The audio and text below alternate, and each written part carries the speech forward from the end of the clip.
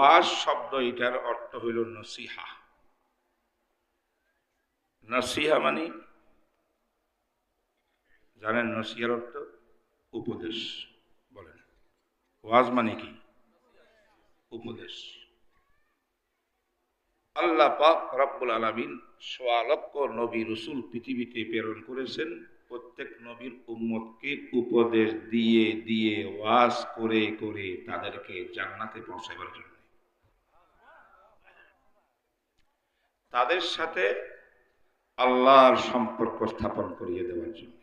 সুবহানাল্লাহ। আমাদের নবীজি মুহাম্মদুর রাসূলুল্লাহ সাল্লাল্লাহু আলাইহি ওয়াসাল্লামের উপদেশ যারা শুনেছেন, গ্রহণ করছেন, তাদের নাম সাহাবা। ঠিক কি না? সাহাবার সংখ্যা ১,২৪,০০০, ৪৪,০০০ মতান্তরে। মাত্র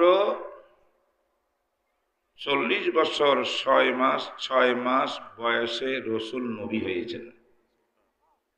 সুবহানাল্লাহ। জানেন, বুঝেন, নসিহা এটারে কয়। সঠিক কোরআন হাদিস থেকে কথা বলা লাগবে। যার কাছে কোরআন হাদিস নাই তার কথা শোনাও জায়েজ নেই। আউল ফাউল বক্তাদের বক্তৃতার দ্বারা হুহা করার কোনো অর্থ নেই। কোরআন হাদিস থেকে কথা শুনতে হবে। কোরআন হাদিসের ব্যাখ্যাটাও সঠিক দিতে হবে। মন গড়া ব্যাখ্যা নেওয়া যাবে না। আল্লাহ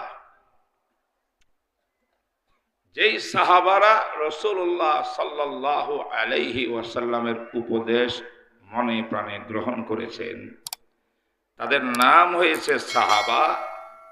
আল্লাহ পাক বলেন উলাইকা হিজবুল্লাহ, তারা আল্লাহ পাকের সৈনিক।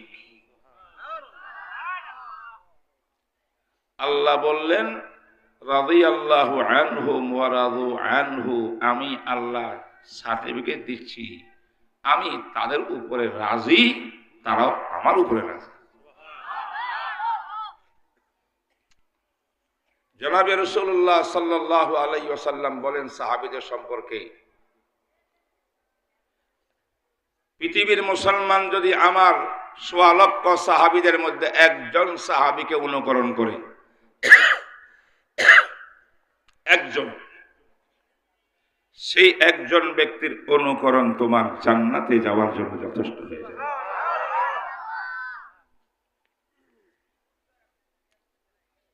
আসহাবি কান্নুজুম, আমার প্রত্যেকজন সাহাবা আকাশের নক্ষত্রের মতো। আবার যারা বিজ্ঞান সায়েন্স পড়েছেন, যারা সৌরবিজ্ঞান পড়েছেন, জ্যোতিষ বিজ্ঞান পড়েছেন, তারা জানেন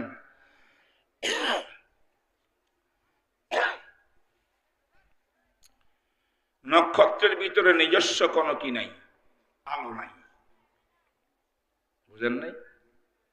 তারার মধ্যে কি নাই? নিজস্ব আলো নাই। নক্ষত্রগুলো আলো সংগ্রহ করেছে সূর্যের থেকে। বলেন সুবহানাল্লাহ। চন্দ্রের মধ্যে নিজস্ব কোনো আলো নাই। চাঁদ আলো নিয়েছে সূর্য থেকে। সূর্যের আলোটা তার সত্তাগত, চন্দ্রের আলোটা গুণগত। সূর্যের আলো সত্তাগত, নক্ষত্রের আলো গুণগত। সাহাবায়ে কেরাম নক্ষত্র, নক্ষত্রের অর্থ হল তাদেরও নিজস্ব গুণ নাই, নিজস্ব আলো নাই, তাদের সব আলো সংগ্রহিত হয়েছে মুহাম্মদুর রাসূলের কলব থেকে।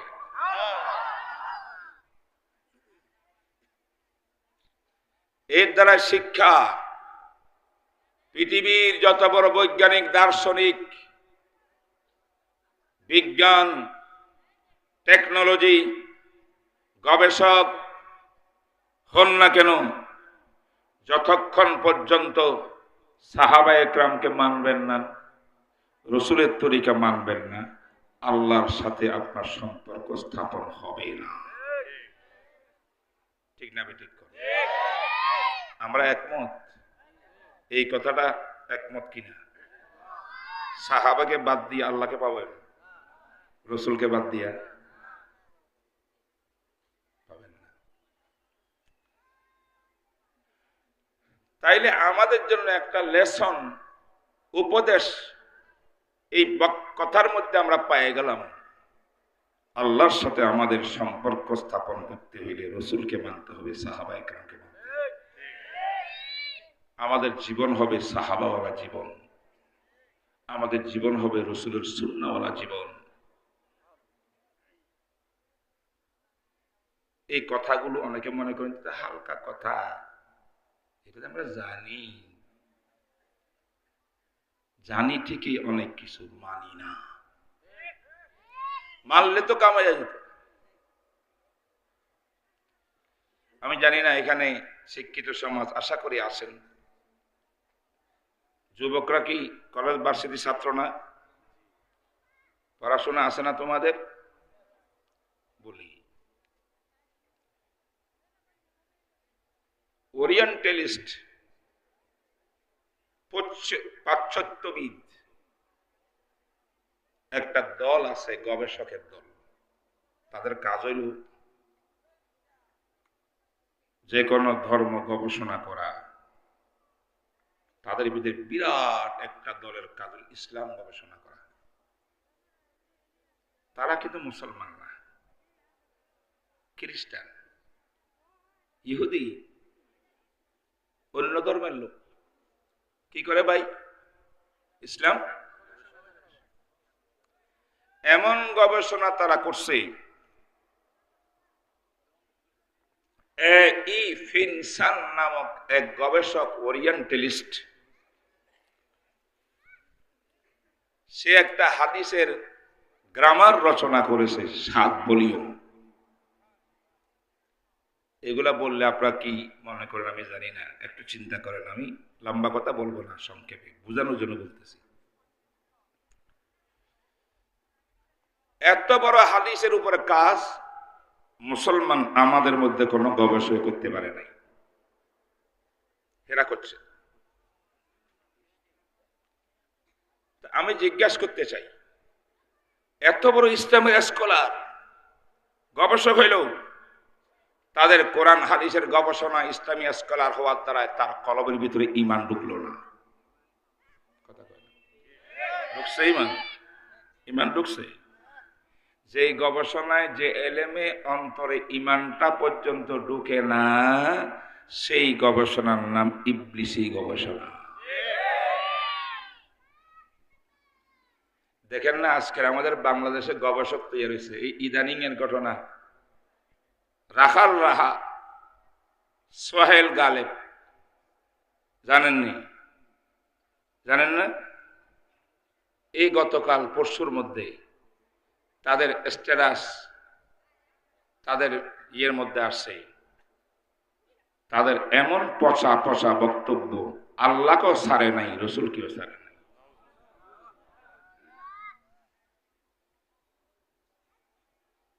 দুই 2025 সাল 23, 24, 25, 21, 22 ফেব্রুয়ারি, কথা কন না কেন? আমরা মনে করেছি দেশটা স্বাধীন হয়ে গেছে, এখানের উল্টা পাল্টা কিছু থাকবে না। নবীর বিরুদ্ধে যারা কথা বলেছে তারা সব পলাতক বা জেলখানার ভাত খেতেছে, কথা কয় না কেন? রসুলের বিরুদ্ধে যারা করেছে তাদের অস্তিত্ব খুঁজে পাওয়া যাচ্ছে না, ঠিক কিনা? আমরা এখন খুশি, সমন্বয়ক, বৈষম্য বিরোধী আমার যুবকরা, ছেলেরা, কাউমি, ইউনিভার্সিটির, স্কুলের, কলেজের সবাই মিলে যে একটা বিপ্লব সাধন করে এই দেশে একটা অবস্থা সৃষ্টি করেছে, বলছি আমরা বিপ্লব। আপনি জানেন এই বিপ্লবের মধ্যে যারা শহীদ হয়েছে, প্রত্যেকটা শহীদের, আবু সাইদ থেকে আপনি খবর নেন, প্রত্যেকটা ছেলে আলহামদুলিল্লাহ ইসলাম প্রিয় ছেলে।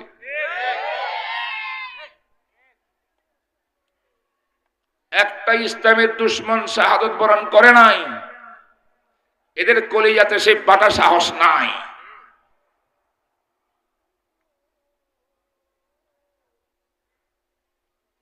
তাইলে যারা বুকের তাজা রক্ত দিল ইসলাম প্রিয় ইসলামের জন্য, দিনের জন্য, যে আমাদের এই দেশটা মুসলমানের দেশ, এই দেশটা শাহজালালের দেশ, এই দেশটা শাহপরানের দেশ, এই দেশটা হাফিজি হুজুরের দেশ, শামসুল হক ফরিদপুরীর দেশ, এই দেশটা আহমদ শফির দেশ, শেখুল হাদিসের দেশ, মুফতি আমিনের দেশ, ফজলুল করিম পীর সাহেব চরমনাইয়ের দেশ। এত ওলি, এত আল্লাহওয়ালা, যাদের ওসিলায় আজকে বাংলাদেশের আনাজ কানাজে হাজার হাজার মাদ্রাসা, হেফজখানা, নুরানি, নাজারা, কিতাবখানা, মিসকাত দাওরা, একবারে তাকাসুস ইফতা, তাফসির পর্যন্ত, আবার পাশাপাশি মহিলা মাদ্রাসা, মেয়েদের শিক্ষার ব্যবস্থা, এদের জন্য ব্যবস্থা আছে হেফজের, কোরআন শিক্ষার ব্যবস্থা, কোরআনের তাফসির শিক্ষার ব্যবস্থা, সব যা দেখতেছেন, যাদের উসিলায় 85% মসজিদের ভিতরে হক্কানি আলেম পাবেন, খতিবার ইমাম।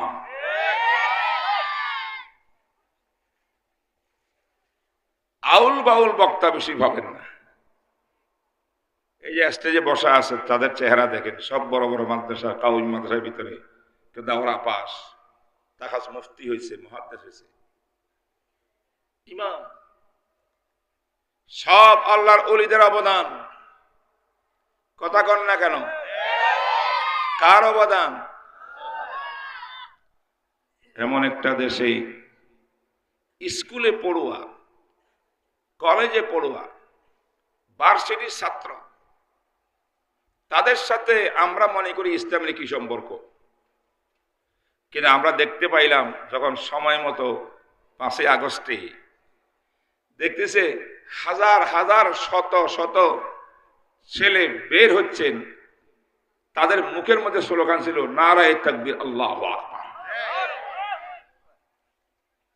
জয় বাংলা, জয় বাংলাদেশ, বাংলাদেশ চিরজীবী হোক।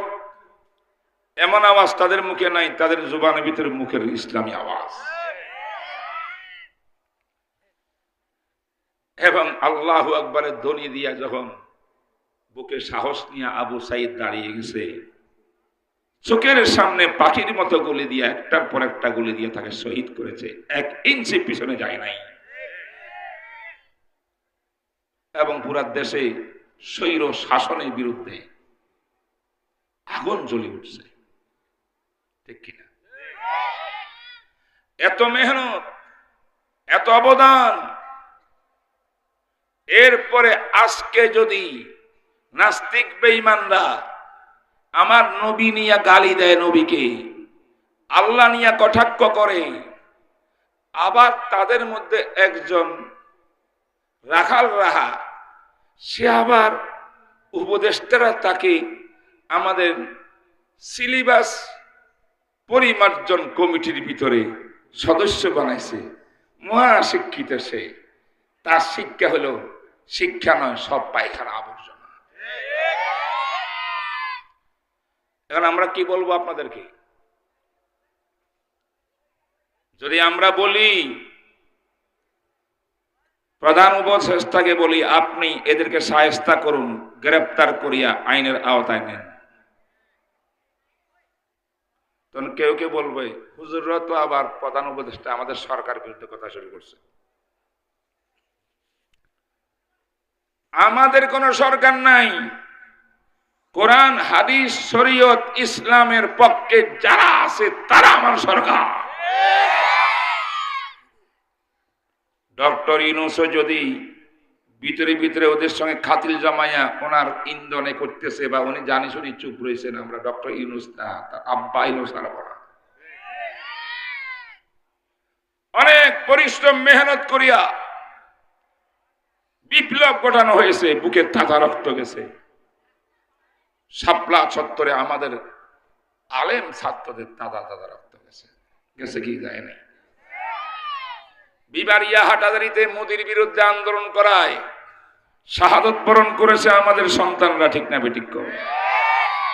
এত রক্ত, এত রক্ত, এত রক্ত দিলাম, এরপরে দিন নবীর ইজ্জত বাঁচাতে না পারি, বাঁচি লাভ নাই, মরে যাওয়া ভালো।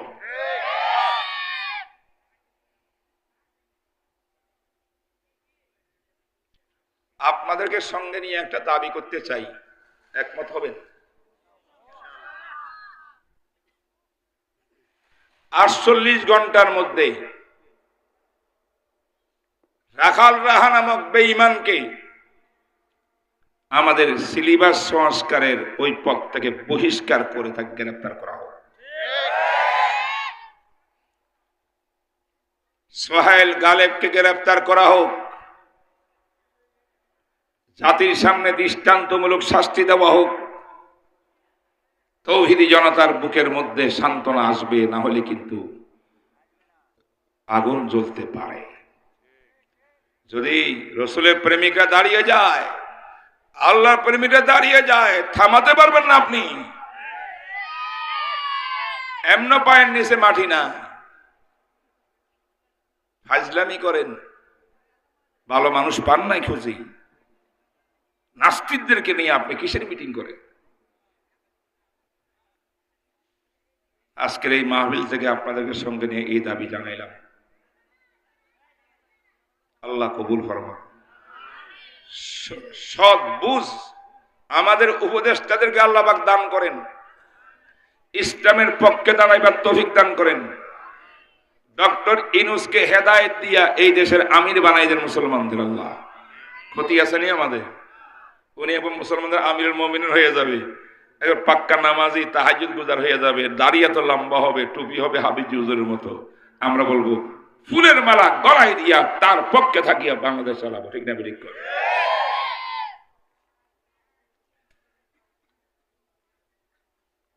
আমি যে কি ওয়াজ করবো এটাই বুঝি না। কথা বলতেছিলাম, সকল ওয়াজ মাহফিলের মূল টার্গেট হলো আল্লাহর সাথে সম্পর্ক করা। মনে আছে তো? আল্লাহর সাথে সম্পর্ক করতে হলে হাদিস শরীফের মধ্যে আসছে, হাদিসে কুদসি জনাবে রাসূলুল্লাহ সাল্লাল্লাহু আলাইহি ওয়াসাল্লাম বলেন, قال الله تبارك وتعالى, রাসূল বলেন আমার আল্লাহ পাক বলছেন তোমরা শুনো আল্লাহর কথা। রাসূল যখন বলেন, সাহাবারা যখন বলেন কালান নবী সাল্লাল্লাহু আলাইহি ওয়াসাল্লাম, আমাদের নবীজি বলেন, ইরশাদ করেন, এটা হইয়া যায় হাদিস। আর যখন রাসূল বলেন কালাল্লাহু তাবারাকা ওয়া তাআলা, হে আমার উম্মত শুনো আমার আল্লাহ বলতেছেন, তখন এই হাদিসের নাম হইয়া যায় হাদিসে কুদসি। আল্লাহু আকবার।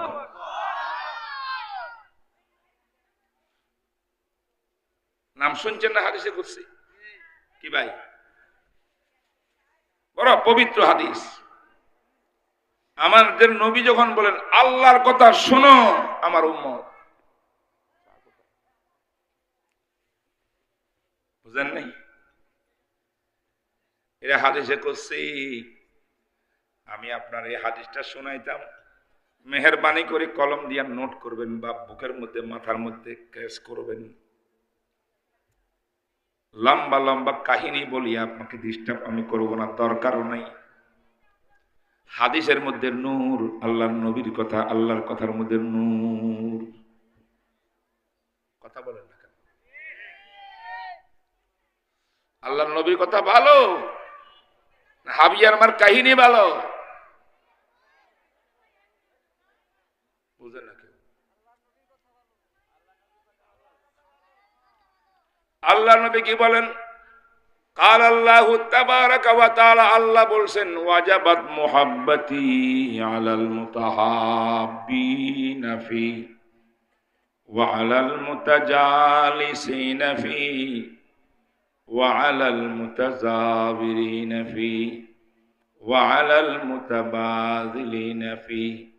চার প্রকারের মানুষকে আমার আল্লাহ মোহাব্বত করা, ভালোবাসার সম্পর্ক স্থাপন করা, মোহাব্বতের সম্পর্ক আল্লাহ পাক নিজেই ওয়াজিব করে নিয়েছে। কয় প্রকারের মানুষ?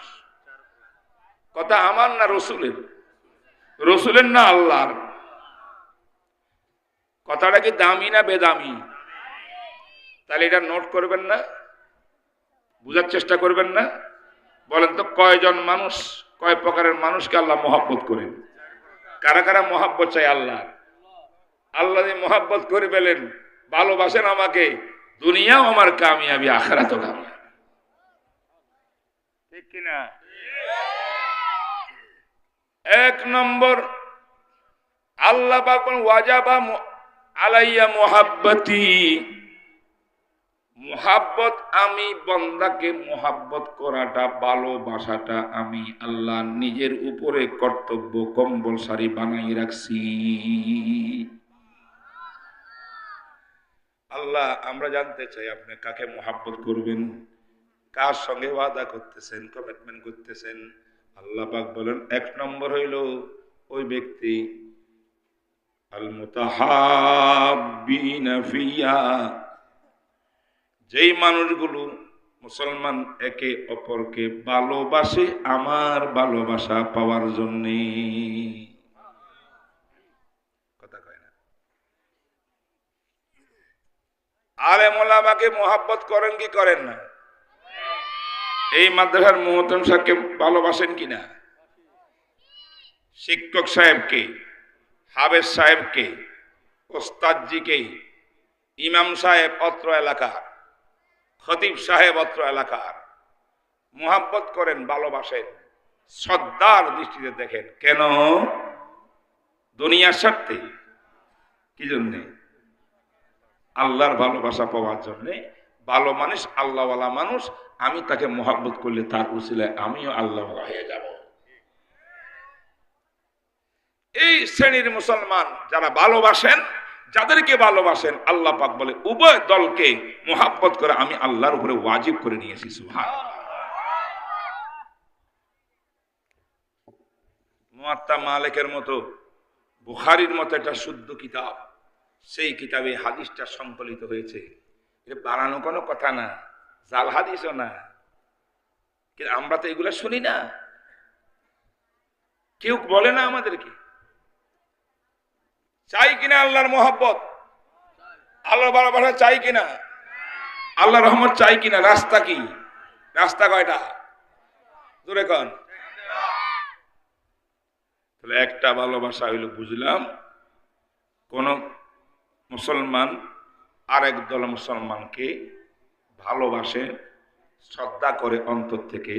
শ্রদ্ধার পিছনে, ভালোবাসার পিছনে দুনিয়ার কোনো স্বার্থ নাই। স্বার্থ কি? আল্লাহকে পাওয়া। সুবহানাল্লাহ।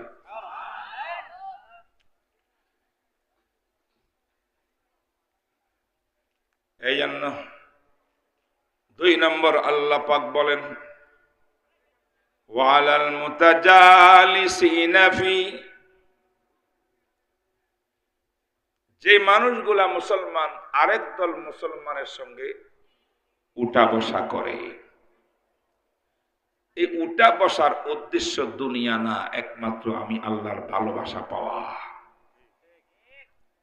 আপনারা আজকে এখানে মাহফিলে বসছেন কিনা? কথা কই না? বসছেন তো? কার সামনে বসছেন? আলেমদের সামনে। বলেন না কেন? কোন উদ্দেশ্য? দুনিয়ার কোন উদ্দেশ্য আছে? উদ্দেশ্য কি?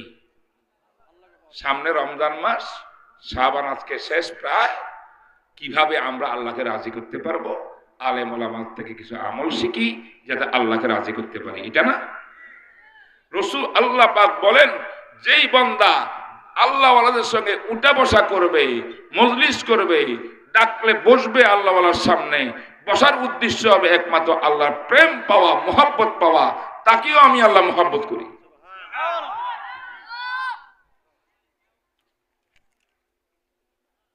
কয় দল হইল? 3 নম্বর ওয়ালাল মুতাজাবিরিনা ফি, সবসময় হুজুরের কাছে আসতে পারি না, মাহফিলে বসতে পারি না, সময়ের অভাব। কিন্তু মাঝে মধ্যে গিয়া ছুটির দিনে মাদ্রাসায় গিয়া, মসজিদের মধ্যে গিয়া ইমাম সাহেবের জিয়ারত করি, কিছুক্ষণ সময় কাটাই। জিয়ারত বলে সাক্ষাৎ। জিয়ারত মানে কি? তো আজকে অমুকখানে যাব, বাইতুল মোকাররম হুজুরের সঙ্গে সাক্ষাৎ করার জন্য, অমুক মাসায় যাব সাক্ষাৎ করার জন্য। সাক্ষাৎ এক করা, উঠা বসা আরেক কথা। উঠা বসা বেশি হয়, সাক্ষাৎ কম হয়। ঠিক না? ঠিক করে যদি আল্লাহর জন্যে কোন আল্লাহওয়ালাকে সাথে সাক্ষাৎ করতে যান, ইখলাস থাকে, অন্য উদ্দেশ্য না থাকে, আল্লাহ পাক বলেন ওই আল্লাহওয়ালার বরকতে তোমাকে মুহাব্বত করা আমার উপর ওয়াজিব হয়ে গেছে।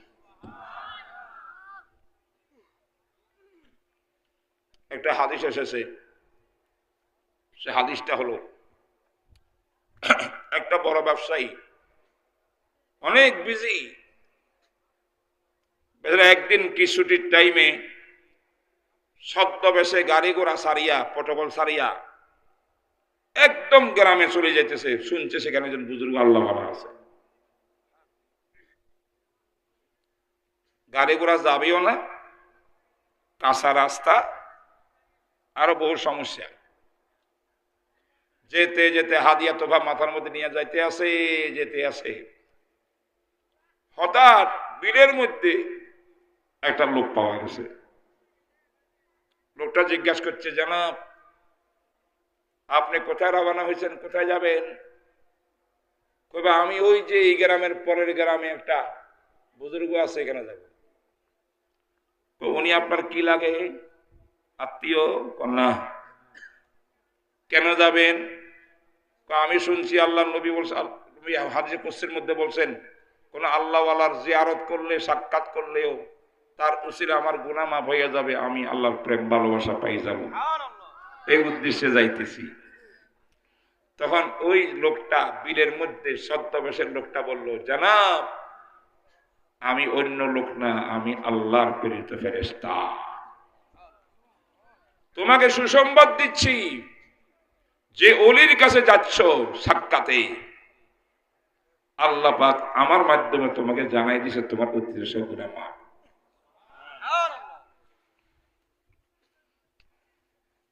4 নম্বর, ওয়ালাল মুতাবাযিলিনা ফি, আল্লাহর দিন কায়েমের জন্য, আল্লাহর ভালোবাসার জন্য আমার ইনকাম থেকে কিছু অর্থ যদি কোনো আল্লাহওয়ালাকে দিই, আলেমকে দিই, বিনা স্বার্থ, কোনো মারহাবা নাই, টারহাবা নাই, কিছু নাই, কেউ জানেও না, আমার এই টাকাগুলো দিয়ে আপনি দিনের খেদমত, কোরআনের খেদমত করবেন, আল্লাহর দিনের জন্য আপনি লাগাবেন। আপনি জানি আর আমি জানি, আমার আল্লাহ জানে। এইরকম ভাবে ইখলাসের সঙ্গে যদি মুতাবাযিলিন অর্থ ব্যয় করেন ইসলাম দিনের জন্য, আল্লাহ পাক বলেন ওই তিনি অর্থ খরচ করলেন এবং যাকে দিয়ে অর্থ দিলেন, উভয় জামাতকে মুহাব্বত করা আমি আল্লাহর উপরে ওয়াজিব। এখন কষ্ট জাগে, আল্লাহ মোহাব্বত করবেন, জান্নাতে চলে যাবেন, হাজার হাজার গুনাহ, টাকা মারি খাইছি, মিথ্যা বলছি, ঘুষের কারবার করছি, এটা করছি, ওইটা করছি, তারপরে মোহাব্বত। এর হাদিসের অর্থ কি জানেন? অর্থ আমি আল্লাহ তাকে মোহাব্বত করলাম, যাকে আমি মোহাব্বত করি তাকে সকল প্রকার গুনাহ থেকে আমি আল্লাহ বাঁচার তৌফিক দান করি। সুবহানাল্লাহ। বুঝতে পারছেন বন্ধু? লম্বা চূড়া কথার দরকার নাই, কয়টা রাস্তা আল্লাহকে খুশি করার? জোরে কর না। 1 নম্বর, মুহাব্বত করনেওয়ালা কাকে? আল্লাহওয়ালাকে। 2 নম্বর, আল্লাহওয়ালার সান্নিধ্যে বসা, বেশি বেশি করি, বসছেন না আজকে? 3 নম্বর, আল্লাহওয়ালার সাক্ষাতে যাওয়া। 4 নম্বর, দ্বীনের রাস্তায়, কোরআনের রাস্তায় আল্লাহ দেওয়া অর্থতে কিছু খরচ করা। কার কার মনে থাকবে? এটা আজকের এই ওয়াজের মূল কথা। একটা হাদিস শোনাইলাম, হাত নামান। আর একটা হাদিস শোনাই দিই, কষ্ট হবে আপনাদের। এটা আমি পাঠ করছি আব্দুল্লাহ ইবনে মাসউদ রাদিয়াল্লাহু তাআলা আনহু বলেন, কালা নবী সাল্লাল্লাহু আলাইহি ওয়াসাল্লাম, আল্লাহ রাসূল বলছেন, হে দুনিয়ার মানুষ, তোমরা জান্নাত যদি যাইতে চাও, ইহকাল পরকালে কামিয়াব হইতে চাও, পথ হলো চারটা। কয়টা পথ? জান্নাতে যাওয়ার কয়টা পথ? এতক্ষণ কি বললাম? আল্লাহর ভালোবাসা পাওয়ার কয়টা পথ? চারটা। জান্নাতে যাওয়ার কয়টা পথ? চারটা। قال النبي صلى الله عليه وسلم كن عالما أو متعلما أو مستمعا أو محبا ولا تكن خامسا فتهلك أو كما قال النبي عليه الصلاة والسلام. سبحان الله. হাজরত আব্দুল্লাহ ইবনে মাসউদ বলেন, বিশ্বনবী মুহাম্মদুর রাসূলুল্লাহ সাল্লাল্লাহু আলাইহি ওয়াসাল্লাম ইরশাদ করেন, হে আমার উম্মতের দল, জান্নাত যারা চাও, জান্নাতে যাইতে চাও, কল্যাণ চাও, কল্যাণ কামিয়াব হইতে চাও ইহকাল পরকালে, তোমার জন্য পথ খোলা হলো চারটা। চার পথের মধ্যে থাকতে হবে, এর বাইরে 1 ইঞ্চিও যাইতে পারবা না। এই চারটা রাস্তা বাদ দিয়ে যদি উপর উল্টা দিকে রওনা হও, তোমার ধ্বংস হইয়া জাহান্নামে যাওয়া ছাড়া কোনো পথ থাকবে না। এগুলা মুখস্থ করবেন। আগেটা মুখস্থ আছে। আল্লাহর প্রেম পাওয়ার, মহাব্বত পাওয়ার জন্য কয়টা? এবার কি বলতেছি?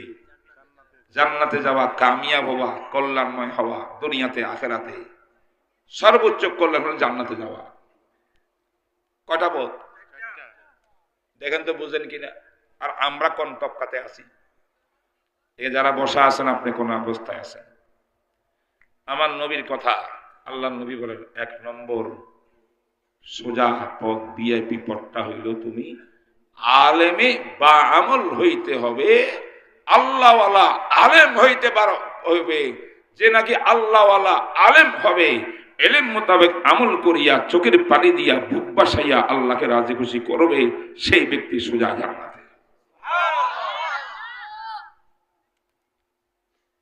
যে কোনো আলেম না আল্লাহওয়ালা আলেম? বর্তমান সমাজে কত আলেম, ভাইরাল আলেম, ঠিক না বেটি? কেউ 10 ইঞ্চি, কেউ 20 ইঞ্চি, 15 ইঞ্চি, কত আলেম। আউযুবিল্লাহ শুদ্ধ করে পড়তে পারে না, পড়া নাই, কিচ্ছু নাই, মানুষ তামাশা দেখে। এটা না করে সিনেমা হল দেন একটা, গান দেন একটা, সমান কথা তো। কোরআন হাদিস যার মধ্যে নাই, দিল যার মধ্যে, অন্তরে ঈমান নাই, ইলম নাই, কাকে হেদায়েত করতেছি আমি? জায়েজ না হেদায়েতের কথা শুনতে বলতে হইলে আগে আমার কাছে কোরআন যে ইলম লাগবে। কথা বুঝেন নাই? তো বলেন তো 1 নম্বর রাস্তা কোনটা? বলেন না। আল্লাহওয়ালা আলেমকে, আল্লাহ যে আলেম এলেম শিখিয়া চোখের গুনাহ করে না, কানের গুনাহ করে না, মুখের গুনাহ করে না, হাতের গুনাহ করে না, আল্লাহু আকবার, সবসময় ভয়ে কান্দে কাঁপে, হায় হায় আমার আল্লাহ যে অসন্তোষ হইয়া যায়, আমার এলেমটা বরবাদ হইয়া যাবে। এলেম দিয়েছেন আল্লাহ পাক জান্নাতের পথ দেখানোর জন্য। আমি নিজেও জান্নাতের পথ দেখতে চাই, জনগণকে জান্নাতের পথ দেখাইতে চাই। এমন আল্লাহওয়ালা আলেম যারা, আল্লাহু আকবার, যদি এমন আল্লাহওয়ালা আলেম যদি আপনি হইতে পারেন, আপনার ছেলেকে করতে পারেন, আপনার মেয়েকে করতে পারেন, যদি আপনার ভাইকে করাইতে পারেন আল্লাহওয়ালা আলেম, আমার নবী বলছেন তার জন্য বেহেশতের দরজা খোলা। দিবেন নি মাঝে ছেলে পেলে? কারা কারা হাত তুলিয়া দেখান। আলেম বানাবেন কারা কারা? সন্তানদেরকে, আত্মীয় স্বজনকে। আল্লাহ তুমি কবুল করো। নিজেও আলেম হওয়ার চেষ্টা করব। যেটা আপনি জানেন সেটা আপনি আলেম, বুঝেন নি? এই যে এখন বয়ান করলাম হাদিসটা, এই হাদিস অর্থ যারা জানছেন তারা এই হাদিসের আলেম হয়ে গেছেন না? তার আলেম হওয়া কি শুধু আমার হুজুর হইতেই বউ? আলেম হন, আমলওয়ালা আলেম হন। 2 নম্বর, ব্যাখ্যা দেওয়ার সময় নাই, আমি এটা বললে আপনারা বুঝতেছেন, আমলওয়ালা আলেমকে বেআমল আলেমকে চেহারা দেখলে বুঝে আসে, ঠিক না বেঠিক? ব্যাকগ্রাউন্ড দেখেন, ইতিহাস দেখেন, বুঝবেন। 2 নম্বর, আও মুতাআল্লিমান, আপনি বিজ্ঞ আলেম হইতে পারেন নাই, কিন্তু আপনি আলেমের ছাত্র হইয়া যাহা কিছু শুনেন আলেমের মুখে কোরআন হাদিস থেকে তাহা কিছু মানিয়া চলেন, আপনিও আলেম না হইলেও আলেমের ছাত্র। কারা কারা ছাত্র ইনশাআল্লাহ? এখানে সবাই ছাত্র? অনেকে বুঝে নাই আমার কথা, সে হাতে উঠায় নাই। হাত উঠাও, তুমি ছাত্র হয়েছো না আজকে? এই যে কথাগুলা শুনতেছো, ছাত্র হয়েছো কিনা? আল্লাহ তুমি কবুল ফরমাও, কবুল ফরমাও। আলেমের ছাত্র হও। ছাত্র হওয়ার অর্থ হইল আমি কোরআন হাদিস বুঝি না, পড়ি না, পড়তে জানি না, আরবিক জানি না, অনেক বড় বড় শিক্ষিত আমি না, কিন্তু আলেমের দরবারে গিয়ে গিয়ে বসি। আলেমরা কোরআন হাদিস থেকে সহি সহি যত মাস্তা বলে আমি নোট করে করে আমল করি। আমি হইলাম আলেমের ছাত্র। কটা হইল? 3 নম্বরে, আও মুস্তামিআন, আলেমের ছাত্র হওয়ার সৌভাগ্য আমার হয় না, অত্যন্ত ব্যস্ত মানুষ, কিন্তু আলেমকে ফলো করে, দূরের থেকে তাকিয়া অনুসরণ করে, ঠিক নেবে ঠিক? অনেক বড় ব্যবসায়ী ব্যবসার কন্ট্রাক্ট করার সময় একজন মুফতি সাহেবকে জিজ্ঞাসা করে, হুজুর আমার ক্লায়েন্ট আসছে, এই ব্যাপারে তার সঙ্গে আমার চুক্তিতে আমি আবদ্ধ হইতেছি, এইভাবে ব্যবসা কেনা করতেছি, এখন আমি সিগনেচার করব, হুজুর এই ব্যবসাটা বৈধ হয়েছে না অবৈধ হয়েছে? মুফতি সাহেব যদি সব শুনিয়া কয় না এটা বৈধ আছে, দস্তখত করে, বা এটা হারাম সুদের ব্যবসা হইয়া যাইতেছে, জায়েজ নাই, হারাম, দস্তখত করে না। তার মানে আলেমকে ফলো করে অনুসরণ করে করে জীবন চালায়। হইতে পারে তিনি ইঞ্জিনিয়ার, হইতে পারেন তিনি ডাক্তার, হইতে পারেন বিজনেসম্যান, হইতে পারেন রাজনীতিবিদ, হইতে পারেন আরো অনেক কিছু, কিন্তু ওনার জীবনের কোনো কাজ আলেমকে জিজ্ঞাসা ছাড়া তিনি করেন না। এমন যদি হয় সেই ব্যক্তি আমল করতে করতে জান্নাতে চলে যাবে। কয়জন হয়েছে? নম্বর 4, আও মুহিব্বান, ওয়াইস কারনী রাদিয়াল্লাহু রাহমাতুল্লাহ আলাইহির কথা আপনারা শুনছেন কিনা? শুনেন নাই? ইয়ামানবাসী সানআ নামক জায়গার মধ্যে একজন বুজুর্গ ছিলেন, ওয়াইস কারনী রাদিয়াল্লাহু রাহমাতুল্লাহ আলাইহি, নবীর যুগে ছিলেন। পাগলের মতো ছুটি আসিয়া মদিনায় আসতে চায় আল্লাহর নবীর কাছে ইলম শিখে আলেম হইতে। ওয়াইস কারনী আলেম হইতে পারলেন না, আবার মন ছুটি আসি আলেম হইতে না পারলে হুজুরের সামনে বসিয়ে এলেম শিখে শিখে আমল করব, ছাত্র হব, তাও পারলেন না। আবার টেলিফোন করে করে আল্লাহর নবীকে জিজ্ঞাসা করে করে জীবন চালাবেন, তাও সম্ভব না। সেই যুগে পাগলের মতো ছুটি আসতে চায়। ইমানের সাথে যদি আল্লাহর নবীর একবার জিয়ারত হইয়া যায়, আল্লাহ পাক তার জন্য বেহেশত নির্ধারণ করে রেখেছে। রসুলকে ঈমানের সঙ্গে যে দেখেছে সেই ব্যক্তি জান্নাতি হয়ে গেছে, ঠিক না বেঠিক? ওয়াইস কারনীর কি মনে চায় না জান্নাতি হইতে? খুব মনে চায়, কিন্তু কি হলো? সুযোগ নাই। কেন? মা অসুস্থ, মায়ের খেদমত করার মতো কেউ নাই। আল্লাহর নবীর কাছে একটা চিঠি লিখছে, ইয়া রাসূলুল্লাহ, আমি ইয়ামানের সানআর ভিতরে বসে আছি মায়ের কাছে, আমার খুব মন চায় আপনার দরবারে আসতাম, এক নজর আপনাকে দেখতাম, সাহাবী হয়ে যেতাম। এখন আমি অনুমতি চাই, মাকে অসুস্থ রাখিয়ে আসবো নাকি মায়ের খেদমত করব? মাছটা কার থেকে জিজ্ঞাসা করছে? রাসূলকে। আল্লাহর নবী বলছেন চিঠির জবাব, হে ওয়াইস কারনী, হাদিস মুসলিম শরীফের। আবার অনেক বক্তারা এই হাদিসকে গল্প কাহিনী বলিয়া দাঁত টাত ভাঙ্গি ফেলছে, জুব্বা দিছে, অমুক দিছে, তুমি এগুলো সব জাল হাদিস। এলেম নাই, কালাম নাই, রিচার্জ নাই, কিচ্ছু নাই, বানাই বানাই ওয়াজ করে। হাদিসে যতটুকু আছে এতটুকু। রাসূল বলছেন তোমার দরকার না, মায়ের খেদমত করো, মায়ের খেদমত। ফাইনাল জান্নাতা তাহতা আকদামিল উম্মাহাত। হে যুবক, মায়ের পায়ের নিচে তোমার জান্নাত। রাসূলের অর্ডার, আসতে পারবে না, মায়ের খেদমতে থাকো। বলেন আসতে পারবেন? আর আসতে পারলেন না, আলেমান হইতে পারলেন না, মুতাআল্লিমান হইতে পারলেন না, মুস্তামিয়ান হওয়ার সুযোগ নাই। মোবাইল ছিল না সেই যুগে, টেলিফোনও ছিল না, অনেক দূরে অবস্থান করেন হযরত ওয়াইস করনি। এইভাবে উনি জীবন কাটাইতেছে। ওইদিকে আল্লাহর রাসূল ইন্তেকাল ফরমাইতেছেন, দুনিয়াতে বিদায় নিয়ে যাচ্ছে। তখন হযরত ওমর ইবনে খাত্তাব রাদিয়াল্লাহু তাআলা ডাকছে রাসূল, ওমর। যে ওমর এবার রাসূল বলছিলেন আমার পরে যদি নবী হইতো ওমরকে নবী বানাইতে লাগলো। লা নবিয়্যা বাদি, আমার পর কোন নবী আসবে না, আনা খাতামুন নবিয়্যিন, আমি শেষ নবী। এই কথার মধ্যে সন্দেহ করবে হে কাফের, ঠিক না বেটি?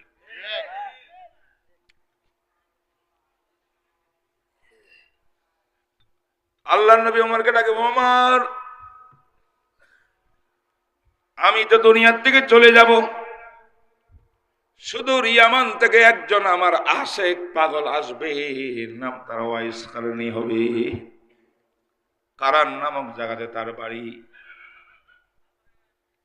সে যখন মদিনার মধ্যে আসবে আমাকে সে পাবে না। ওমর তুমি খেয়াল রাখবে কখন কোন মুহূর্তে মদিনাতে ওয়াইস কারণী আসে। ইয়া রাসূলুল্লাহ উনি আসলে কি করব? আল্লাহর নবী বললেন তারিখী রিওয়ায়াত সব কিছু হাদিসে নাই, কিছু নির্ভরযোগ্য ইতিহাসের পাতায় আছে। রাসূলুল্লাহ সাল্লাল্লাহু আলাইহি ওয়াসাল্লাম বলছেন যে ওমর ওয়াইস কারণীকে পাইলে তুমি প্রথম স্বাগতম জানাইয়া বসাইবা, চাদর বিছাই দিবা, চাদরের উপরে যেন বসে। বলেন সুবহানাল্লাহ।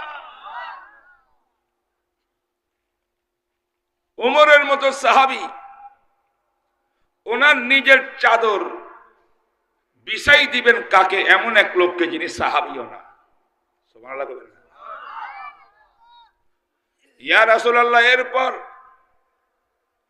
আল্লাহর নবী বলেন ওমর ওনাকে চাদরের ভিতরে একরামের সঙ্গে বিছায়া তুমি সমস্ত সাহাবায়ে কেরামকে, উপস্থিত সাহাবীকে ডাকবা, তার কাছে দরখাস্ত করবা তিনি যেন হাত উঠাইয়া দোয়া করেন সমস্ত সাহাবীদের জন্য, তোমার জন্য। বলেন সুবহানাল্লাহ। কার জন্য কে দোয়া করে? কথা কয় না, আমার কথা কেউ বুঝেন নাই। কার জন্য কে দোয়া করে? ওয়াইস কারণী দোয়া করবেন কার জন্য? সাহাবার জন্য। সাহাবা কারা জানেন? একজন অপরিচিত ছোটখাটো সাহাবী ঘোড়ার উপরে উঠিয়া দিনের রাস্তায় চলছেন, রাস্তার ধুলাবালি ঘোড়ার নাকের মধ্যে গিয়া জমছে ময়লা। একজন আদনা সাহাবীর ঘোড়ার নাকের ময়লা এক পাল্লায় দুনিয়ার সমস্ত গাউস কুতুব আবদার ওলিদেরকে আরেক পাল্লা দিল সমান হবে না। সদহাজারা শিবলিউ সদহা জনাইদ, সদহাজারা শিবলিউ সদহা জনাইদ, খাকে পায়ে বোহরায়রা খায়রাসাদ। আমার ভাইরা, রাসূল বলেন দোয়া চাই। ঠিক একদিন আসছে এক মুসাফির ইয়ামান থেকে, গোড়াটা বাঁধছে মদিনার মসজিদের সামনে। লোকজন আসে ওমরে খবর দিয়েছে হুজুর ইয়ামান থেকে মুসাফির একজন আসছে। ওমর চিন্তা করেন আল্লাহ জানে এটা কে। ওমর আগে বাড়লেন, দেখা সাক্ষাৎ করলেন, চিনেন না তো? ওমর জিজ্ঞাসা করলেন আপনার নাম কি? ওনার সদ্য একটা নাম ছিল, নামটা কইছে, এটা কয় না, ওয়াইস কারণী কয় না। উমর বলে, আপনি কি ওয়াইস কারণী না? হাত ভাবে, চেহারা তো তাই মনে হয়। সুবহানাল্লাহ কয় না?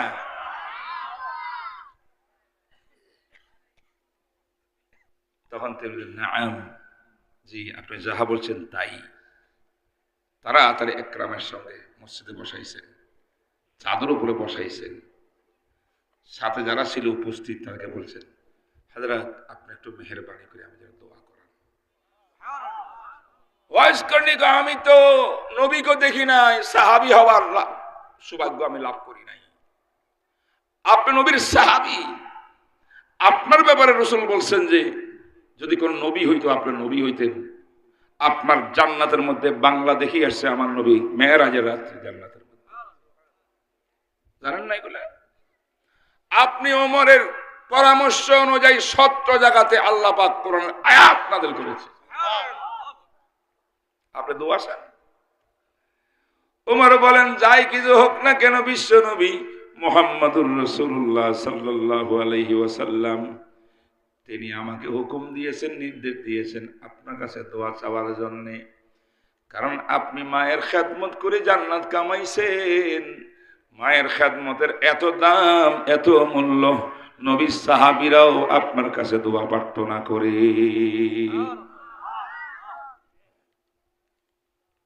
যাই হোক, কয়টা আমল? আলেম হওয়া, আমলওয়ালা, ছাত্র হওয়া, হক্কানি আলেমের। 3 নম্বরে আলেমের অনুসারী হওয়া। 4 নম্বরে আলেমকে মোহাব্বত করা।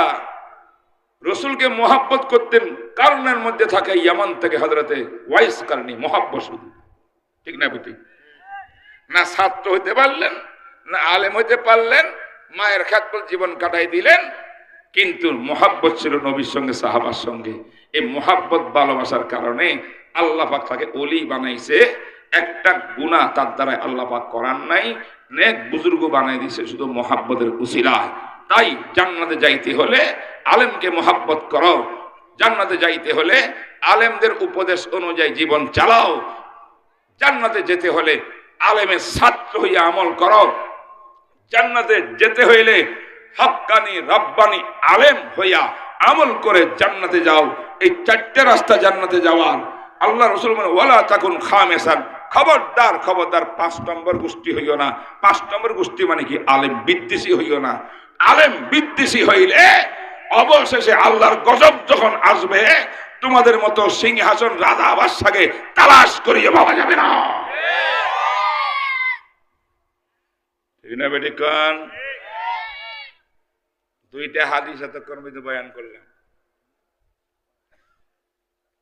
উপদেশগুলো বুঝছেন না বুঝেননি? কয়টা আমল পাইলাম?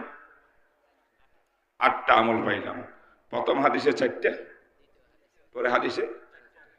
অতএব সর্বশেষে শাহরু রমাদান আল্লাযী উনজিলা ফীহিল কুরআন,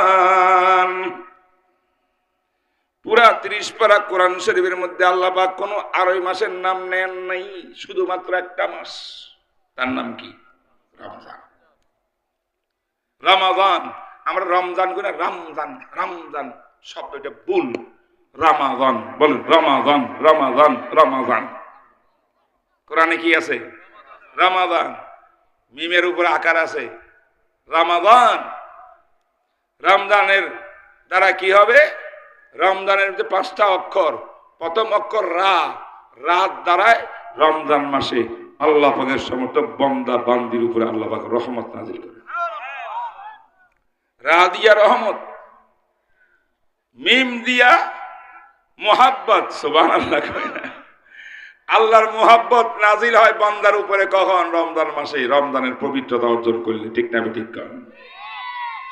3 নম্বর দোয়াত। 3 নম্বর শব্দ অক্ষর দোয়াত। দোয়াত মানে যেমানিল্লাহ। আল্লাহ পাক যদি রমজান মাসে তার বান্দা সব বিধিবিধান পালন করে, তারাবির নামাজ 20 রাকাত পড়িয়া খতমে কুরআন করে, রাতে জিকির আজকার করে, তেলাওয়াত করে, রোজা রাখে, রোজা এমন রাখে যে কোনো গুনাহ করে না রোজা রাখিয়া, বুঝছেন না? শুধু তিনটা কাজ হালাল থাকে বিরত থাকলে রোজা হয় না। রোজা আল্লাহর কাছে কবুল হওয়ার জন্য সমস্ত গুনাহ থেকে আমার মুক্ত হয়ে আসতে হবে। রোজা রাখছেন, সুদের কারবারও করেন, রোজা রাখছেন মিথ্যা মামলা করেন, রোজা রাখছেন আবার মিথ্যা ব্যবসা করেন, এইগুলা রোজা কবুল হবে না আল্লাহর দরবারে। ফরজ আদায় হবে, রোজা কিন্তু কবুল হবে না। তাহলে কি বলতেছিলাম, যে ব্যক্তি রোজাকে রমাদানের সাধনা এমন করে করবে, আল্লাহ পাক রব্বুল আলামিন বলেন তাকে তার জিম্মাদারি, যেমান, কাফালত, এই বন্দার জিম্মাদারি আমি আল্লাহ কুদরতি হাতে উঠে নিলাম। 3 নম্বরে আলিফ। আলিফ মানে উলফত। উলফত হল বিশেষ ধরনের ভালোবাসা। আল্লাহ পাক বলে বিশেষ ধরনের ভালোবাসা তার সঙ্গে আমার স্থাপিত হবে। 4 নম্বরে 5 নম্বরে নুন, রমাদান। নুন মানে নূর। নূর আমার কলবে হবে নূর, আমার চোখের মধ্যে হবে রমজানের নূর, কানের মধ্যে হবে নূর, দিমাগের মধ্যে হবে নূর, আমার মুখের মধ্যে হবে নূর। নূর আর নূর, আলো আর আলো দেখা যাবে, যে নূর হবে নূরুল ঈমান, ঈমানের নূর। বলুন সুবহানাল্লাহ। কয়টা লাভ? 5টা। এই 5টা লাভ কোথায় আছে? রমাদান শব্দের মধ্যে আছে। বলুন সুবহানাল্লাহ। তাহলে আগে 8টা কথা বলছি, রমাদানের মধ্যে কয়টা বললাম? 5টা। এবার শেষ কথা হইল, কেন রমজানে এত বরকত? উনজিলা ফিহিল কুরআন। রমজান মাসের এত ফজিলত কেন? রমজান মাসে আমি আল্লাহ রমাদানকে আমি নির্বাচন করছি কোরআন নাজিল করার জন্য। রমজান মাসকে আমি ঠিক করেছি আমি লাইলাতুল কদর দেওয়ার জন্য। লাইলাতুল কদরকে আমি ঠিক করেছি কোরআন নাজিল করার জন্য। ও আমার বন্ধুরা, এই আয়াতের দ্বারা বোঝা যায় রমজান মাসের নিজস্ব কোনো নূর নাই, লাইলাতুল কদরের নিজস্ব কোনো সত্তাগত নূর নাই। যত নূর বরকত এসেছে, 1000 মাস থেকে উত্তম হয়েছে লাইলাতুল কদর, একমাত্র কারণ হলো কোরআনের সঙ্গে সম্পর্ক হয়েছে। রমজান মাসে এত গুরুত্বপূর্ণ ফজিলত কেন? কোরআন শরীফ নাজিল হয়েছে। আমার ভাইরা, কোরআন নাজিল হওয়ার কারণে মাস যদি সর্বশ্রেষ্ঠ মাস হইয়া যায়, একটা রাত যদি সর্বশ্রেষ্ঠ 1000 মাস থেকে উত্তম হইয়া যায়, সেই কোরআন যদি আমার সিনার মধ্যে আসে, আমার ছেলের সিনার মধ্যে আসে, আমার মেয়েরা যদি কোরআনটা পড়িয়া আমল করে, তাহলে আমরা বন্দা যারা কোরআনওয়ালা হব, হাফেজে কোরআন, এদেরও আল্লাহর দরবারে শ্রেষ্ঠ মর্যাদার অধিকারী হয়ে যাবে। আল্লাহ পাক রব্বুল আলামিন যা কিছু বলছি এগুলো আমল করার আমাদেরকে তৌফিক দান করুন। ওয়া মা আলাইনা ইল্লাল বালাগ ওয়া আখিরু দাওয়ানা আলহামদুলিল্লাহি রাব্বিল আলামিন। একজন হাফেজ সাহেব আছেন, আলহামদুলিল্লাহ। আরো ছেলেরা হাফেজ হয়েছিল,